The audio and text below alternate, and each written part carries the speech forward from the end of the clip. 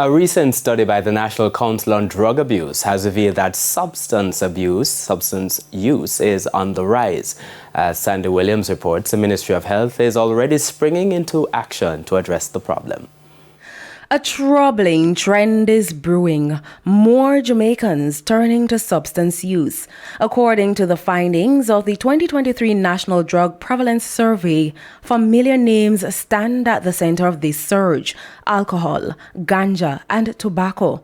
Deeply rooted into the Jamaican culture, the three continue to be the main drugs of choice. Health Minister Dr. Christopher Tufton has been combing through the data. This is most notable in the 4% increase in the past year, that is from 56 to 60%, and current 42 to 46% alcohol use, and the same level of increase, 4% in the past year, in the use of cigarettes from 12.7% to 16.8%. The study also revealed that more males are using drugs than females. Dr. Tufton, reflecting on these findings, notes that this trend is not new. It's a familiar thread entrenched into past research, even among the nation's youth. What is being experienced in several societies is a narrowing of the gender gap, with a greater proportion, however, of women using substances than in the past years. The survey also revealed that the age of onset of use for males is approximately 2 years earlier, age 16 years, than the age of onset of use among females, which is approximately age 18 years. The data also revealed a sobering landscape of substance use across the parishes.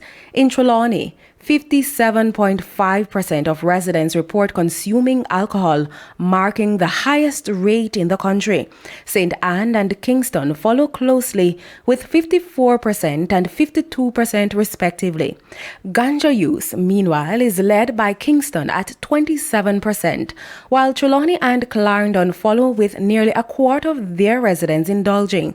And when it comes to tobacco, St. Andrew claims the top spot with 17.5% of its residents lighting up, trailed by Trelawney at 16.1% and St. Anne at 14.5%. For the Health Minister, these figures are more than statistics. They're a call to action. It's why the Ministry of Health is now considering prevention and treatment strategies tailored to each parish's unique challenges. The truth is that even though we're talking about one country, there are subcultures that may be unique based on particular features in different parts of the country. And what we're doing is singling out on a parish by parish level some of those that stands out. It doesn't mean that we can't apply a strategy right across the board, and we will, but we may need some particular intervention in some of these environments based on the response. Sandy Williams, TVJ News.